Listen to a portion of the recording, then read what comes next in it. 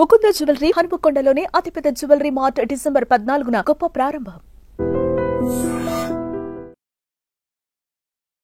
నమస్కారం, welcome to I dream. ధర్మ మార్గం విత్ విజిత కార్యక్రమానికి స్వాగతం.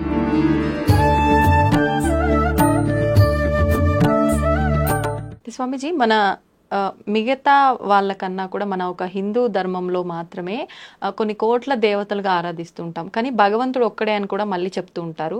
ఎందుకు ఇన్ని కోట్ల దేవతలుగా ఆరాధించాలంటారు? రాష్ట్రపతి మనకు సర్వ దేశాధ్యక్షుడు, సర్వ సైన్యాధ్యక్షుడు. వాడు ఒక్కడే పరిపాలిస్తాడా? వాడు ఏం చేస్తాడు? స్టేట్కి ఒక గవర్నర్ను పెడతాడు.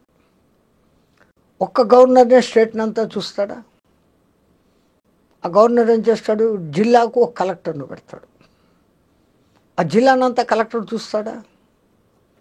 ఆ కలెక్టర్ కింద BRO, VRO, village development officer, వాడెవడో ఇంకోటి అదేమో ఉంటారు. ఇన్ని స్టేజులుండి వాళ్ళ కింద మళ్ళీ అసిస్టెంట్లు ఉన్నప్పుడు ఈ వ్యవస్థ సక్రమంగా నడుస్తుంది. ఇది గవర్నర్ రాష్ట్రపతి వ్యవస్థ. అట్లాగనే ప్రధానమంత్రి, రాష్ట్రంలో ముఖ్యమంత్రి, మళ్ళీ పంచాయతీరాజ్, మండల అధ్యక్ష, సంథింగ్ ఇన్ని విభాగాలు ఉంటేనే ఇంతమందిని చూసుకోగలుగుతాను. మళ్ళీ దాంట్లో అగ్రికల్చర్ డిపార్ట్మెంట్ చూసుకునేవాడు ఒకడు, ఎలక్ట్రికల్ డిపార్ట్మెంట్ చూసుకునేవాడు ఒకడు, పౌర సంబంధాలు చూసేవాడు ఒకడు, హోమ్ మినిస్ట్రీ ఒకడు, పోలీస్ డిపార్ట్మెంట్ ఒకడు, వైద్యాధికారి ఒకడు, ఇంతమంది మినిస్టర్లు. వీళ్ళందరూ ఎవరి కింద పనిచేస్తుంటారు? ముఖ్యమంత్రి లేదు ప్రధానమంత్రి. స్టేట్లో వీనికి 60-70 మంది మంత్రులు ఉంటే, సెంట్రల్లో 150-170 మంది ఉంటే తప్ప అన్ని శాఖల సమన్వయం జరగట్లేదు. వీళ్ళన్ని మీద కమాండ్ ఆయనదే. బట్ అన్నిటినీ ఆయన ఒక్కడు చూడలేడు కదా. అలాగా ఆ పరమాత్ముడు ఏకానేకో హమస్మే. నీకు విఘ్నాలు ఉన్నాయి, గణపతిని పూజించుకో. నీకు శుభం కావాలా, శంకరుడు శుభం చేయించుకోడు, శంకరుడు వాణ్ణి చేసుకో. నీకు శంకలు ఉన్నాయి, ఆ శంకలు తీర్చుకోవాలా, శంకరుణ్ణి ప్రార్థించు. శంకహరుడు, శంకరుడు అంటే కష్టాలు, శంకలు డౌట్స్ ఓకే అవి తీర్చేవాడు శంకహరుడు. శంక లేకుండా నిశ్శంక చేసినాడు అంటాడు. సో అట్లాగనే విష్ణు సర్వం వ్యాపించి ఉన్నవాడు. వాళ్ళు అర్థాలతో పెట్టారు. విష్ణు సహస్రనామం దేంతో మొదలవుతుంది? ఆ ఒక్క మొదటి పాదంలోనే విశ్వం విష్ణు వషట్కారో భూత భవ్య భవత్ ప్రభు భూతాత్మ పూతాత్మ అనేసి మొదలవుతాయి. విశ్వం అంటే entire universe along with so many galaxies, crores of galaxies. దీనిలో అంతటిని విష్ణు వ్యాపించి ఉన్నవాడు. అన్నిటినీ వషట్ తన కంట్రోల్లో పెట్టుకున్నాడు. విష్ణు విశ్వం విష్ణు వషట్కారో భూత భవ్య భవత్ ప్రభు. ముందు ఉన్నవాడు, రాబోయేవాడు, ఇప్పుడు ఉన్నవాడు, అంతా నువ్వే. అవి ఒక్క దాంట్లోనే అంతటి అర్థము. ఆ మీనింగ్స్ తెలుసుకుంటే ఉన్నది ఒకడే అన్న సంగతి తెలుస్తుంది. అట్లాగనే శాంతాకారం భుజగశయనం పద్మనాభం సురేశం విశ్వాకారం గగన సదృశం మేఘవర్ణం శుభాంగం లక్ష్మీకాంతం కమలనయనం యోగి హృద్యానగమ్యం వందే విష్ణు భవభయహరం సర్వలోకైకనాథం. యోగి హృదయానగమ్యం, ఓది హృదయములో వానికి గమ్యాన్ని చూపించేవాడు. శాంతాకారం, యూనివర్స్ మొదలు కాకముందు బిగ్ బ్యాంగ్ అని ఈడు ఇంగ్లీష్ వాడు అంటాడే, దానికి ముందు స్థితి ఏంటి? సర్వం శాంతం. ఆ శాంతములో ఒక అలజడి కలిగింది. భుజగ శయనం, అక్కడ సృష్టి ఆరంభమైంది. మూమెంట్ ఆడుతుంది. శాంతాకారం భుజగ శయనం. ఎంతెంత ప్రతి దాని వెనకల అర్థాలు ఉన్నాయి తల్లి. మనోళ్ళు ఊరికే పాడి పొగళ్ళే. నీకు ఆ భావన కలగాల. దీన్ని అంతా నడుపుతున్న శక్తి ఒకటి ఉంది, దాన్ని మనం పరబ్రహ్మం అన్నాం. అది నా స్త్రీ, నా పురుష, నా నపుంసక. అది ఏది కాదు. దానికి నిర్గుణం, నిరంజనం, నిర్వికారం, నిర్వికల్పం, నిత్యం, సత్యం, ఇన్ని నికారాలు పెట్టుకొని ఉంది. దాన్ని ఎవడు పట్టుకోవాలా? అది నీ బుర్రకెక్కదని దాన్ని ఒక లైన్లోకి తెచ్చుకునేకి శ్రీగా ఊహిస్తే లలిత, పురుషుడిగా ఊహిస్తే విష్ణువు శివుడు. హ్మ్. పాపం పుట్టించిన బ్రహ్మకుడు ఏమీ విలువ లేదు. లేదు. వాడు పుట్టించి ఇడిచిపెట్టాడు. హ్మ్. నీ బతుకు నువ్వు బతుకు, నీకు దారి ఉంది, ఈ దారి ఉంది, ఈ దారి ఉంది. ఇంకా తిట్టుకుంటారు బ్రహ్మన్, తలరాత రాసేసాడు ఇలా. వాడేం రాయలే, మన రాతను మనమే రాసుకుంటాం. అంతే అంటారా? ఆ, నీకు ఏమి ఇవ్వబడిందో దాన్ని తీసుకోకుండా పరువుల దాని మీద ఆశపడతా ఉండవు. అందుకే ఈశావాస ఉపనిషత్తు మొదలు కావడమే ఆ శ్లోకంతో. ఈశావాసమిదం జగం జగత్యాం జగత్తేన తెక్కేన బుందీజ మా గృత కచ్చిత్ కిత్తనం. ఈ జగతంతా ఈశ్వరుడిది. నిన్ను ఇక్కడికి నీకు ఇవ్వబడింది అనుభవించమని పంపించాడు. నీకు ఇవ్వబడింది తీసుకొని నువ్వు అనుభవించి సుఖంగా పో, పరుల ధనము ఆశించకు. ఎంత అర్థవంతంగా మొత్తం 108 ఉపనిషత్తులలో మొట్టమొదటి ఉపనిషత్తు ఈశావాస ఉపనిషత్తు. ఈ మాట చెప్తా ఉంది. ప్రతి దాని వెనకల పరమ పరమ సత్యాన్ని, ఒరే నువ్వు ఇది కాదు అది అన్న సంగతిని బోధిస్తూనే ఉన్నారు. మనం ఆ అర్థాల్లో తీసుకోవడం లేదు. భగవద్గీత నాకు కంఠోపాఠం అందరూ చెప్తారు. భగవద్గీత ఏ భావంతో నువ్వు కూర్చొని అంత భయభక్తులతో చదివితే నీకు ఆ భావం దాంట్లో గోచరిస్తుంది. ఆయన రాసిన ఆయన మహానుభావుడు ఎంత ప్లాన్డ్గా రాసినాడు. ముందు అర్జున విషాద యోగం. ఒక ఆయన నన్ను అడిగాడు, విషాదం కూడా ఒక యోగమా అని. అయినా అసలు అర్జున విషాద యోగం మొదలు కావడం ఎక్కడి నుంచి మొదలవుతుంది? ధృతరాష్ట్ర ఉవాచ. మొదట గుడ్డోడు అడుగుతాడు. గుడ్డోడు అంటే అజ్ఞాని. వానికి జ్ఞానం చెప్పగలిగిన వాడు సర్వ విషయాన్ జయ సంజయ ఆడు చెప్తాడు. అంటే ఎంత ప్లాన్డ్గా రాసినాడు ఆ మహానుభావుడు వాసుడు. మొదటి శ్లోకం ఏమొస్తుంది? ధర్మక్షేత్రే కురుక్షేత్రే సమావేత మామక పాండవ కిమకుర్వత సంజయ. వాడిది ఒక్కటే ప్రశ్న. అజ్ఞాని వేసిన ఒక్క ప్రశ్నకు సుజ్ఞాని వానికి జ్ఞానం ఇచ్చేదానికి చెప్పాల్సిన సమాధానాలు ఈ 699 శ్లోకాలు. దీంట్లో కృష్ణ ఉవాచలు కొన్ని, అర్జున ఉవాచలు కొన్ని, సంజయ ఉవాచలు కొన్ని. ఇవన్నీ పోతే కృష్ణుడు మాత్రమే చెప్పినటివి కొన్ని 100, 500, 600 శ్లోకాలు. ఆ భగవద్గీతలోనే మనం అర్థం చేసుకోలేక వస్తున్నాం. మొదటి ఇప్పుడు నేను చెప్పాను, ధర్మక్షేత్రే కురుక్షేత్రే సమవేత మామక పాండవ కిమకుర్వత సంజయ అని. ఆ మొదటి శ్లోకంలోనే మొత్తం భగవద్గీత సారమంతా ఆయన నిబిడి గుర్తించి చెప్పాడు. ధర్మ అనే పదంతో మొదలైంది, కిమకుర్వత సంజయ అనే మాటతో అంతమైంది. ధర్మ జయ. ఎక్కడ ధర్మం ఉంటుందో అక్కడ జయం ఉంటుంది. అట్లాగనే భగవద్గీతలో చిట్ట చివరి శ్లోకం, ఎత్ర పార్థో ధనుర్ధర ఎత్ర కృష్ణుది తత్ర శ్రీ విజయ నీతిర్మతి మమ. మమ అనే వర్డ్తో ఎండ్ అవుతుంది. మమ ధర్మ తిరగదిప్పుతుంది. అంటే సంస్కృతంలో భాషను తిరగదిప్పాల. ఈ తెలుగులో 13 అంటారు, 13. కానీ సంస్కృతంలో త్రయోదశి. ముందు 3 వస్తుంది, మళ్ళీ ఇది వస్తుంది. అట్లాగా 14 చతుర్దశి అని వాడు అంటాడు సంస్కృతంలో. మనం 10, 4, 14 అంటాం. ముందు దశాంశం చెప్తాం, మళ్ళీ ఏకాంశం చెప్తాం. అది ఏమది ఏకాంశమా ఏమో అంటారు, అది చెప్తాం. సో సంస్కృతంలో కొన్ని పదాలు ముందుకు వెనక్కు పెట్టుకోవాలి. అట్లాగనే ఒకప్పుడు పంజాబ్ను పరిపాలించే మహారాణి హోల్కల్ బాయ్ మహారాణి అని ఉండేది. ఆమె మహాజ్ఞాని. ఒకసారి పండిత సదస్సు పెట్టింది. ఆ సదస్సులోకి వచ్చిన వాళ్ళు అష్టావక్ర గీత అంత గొప్పది లేదు అని ఒకడు, శివగీత అంత గొప్పది లేదని ఒకడు, రామగీత అంత గొప్పది లేదని ఒకడు, భిక్షు గీత అంత గొప్పది లేదని ఒకడు. ఇట్లా ఒక్కొక్క గీత గురించి చెప్పుకుంటూ వస్తున్నా. ఒక ఆయన లేచి, అమ్మ నువ్వు జ్ఞానివి, ఇవన్నీ వింటాండావు, అన్ని గీతలకు మించిన గీత, బ్రహ్మ గీతను మార్చే గీత భగవద్గీత, దానికి మించింది ఏముందమ్మా అన్నాడు. అవును ప్రభు, నేను చదివినా కానీ దాని సారం నా బుద్ధికి ఎక్కడంలే. నువ్వు గీత గురించి ఇంత చెప్పినావు కదా, నాకు ఒకసారి గీత వినిపించు అన్నాడు.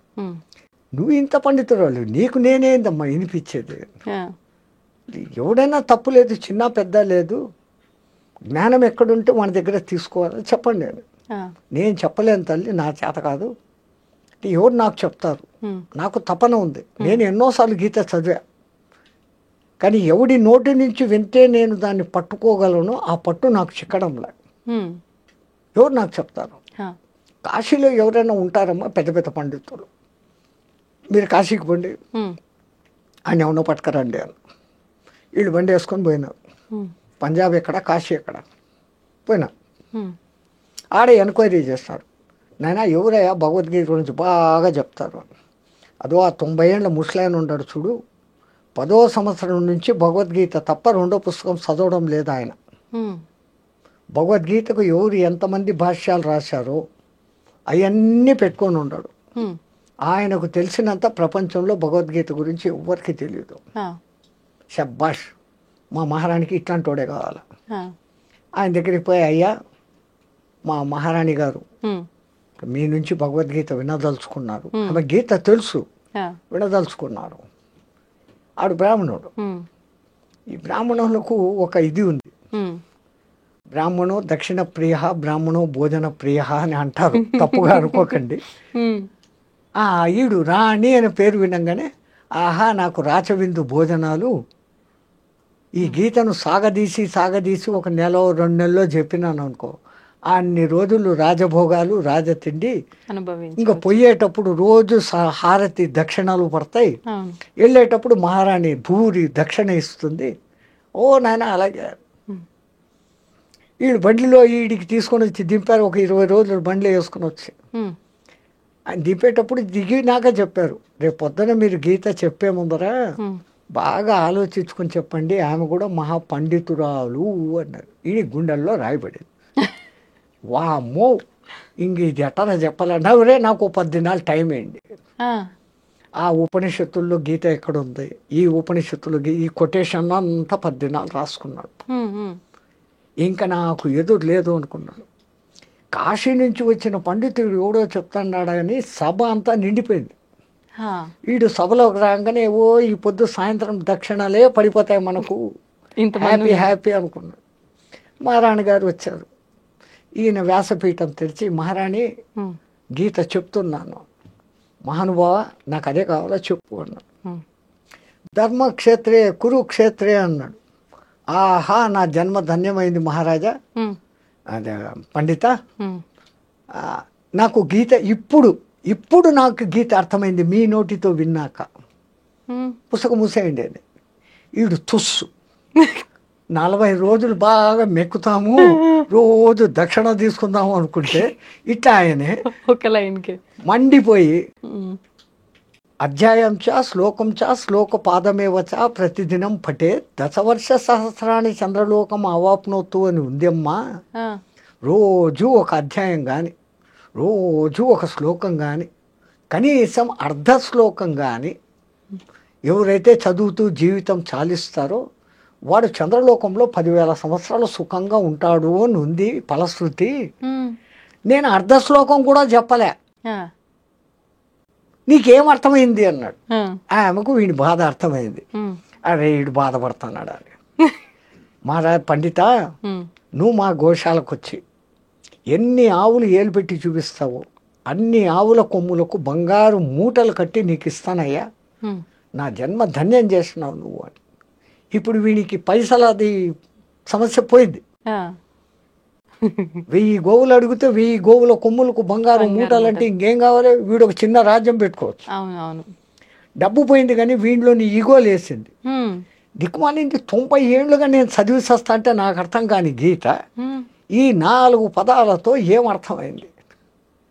అమ్మ ఏమనుకోమాక, నేను 80-85 ఏళ్ళుగా గీత తప్ప రెండోది చదవలే.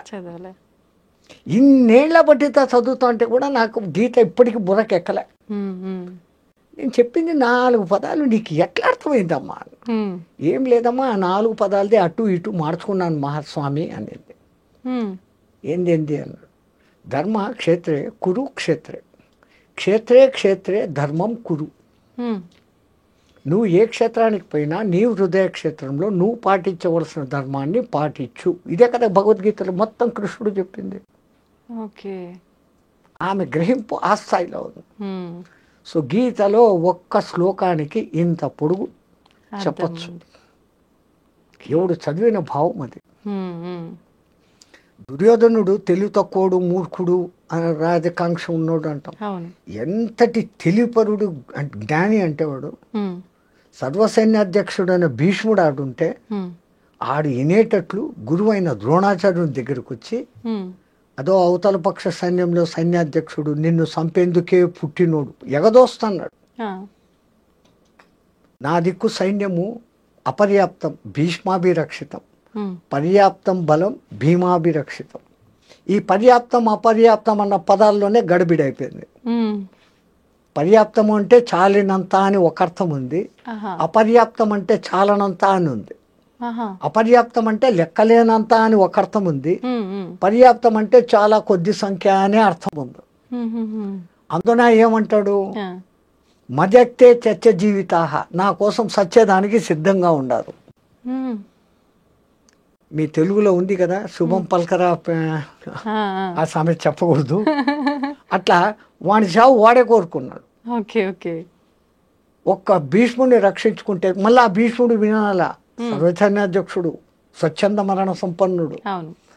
కాబట్టి ఆడు ఈనాలో ఆయనకి పౌరుషం లేపాలి, ఈయనకి పౌరుషం లేపాలి. ఎంత ప్లాన్డ్ వాడు, తక్కువడు కాదు.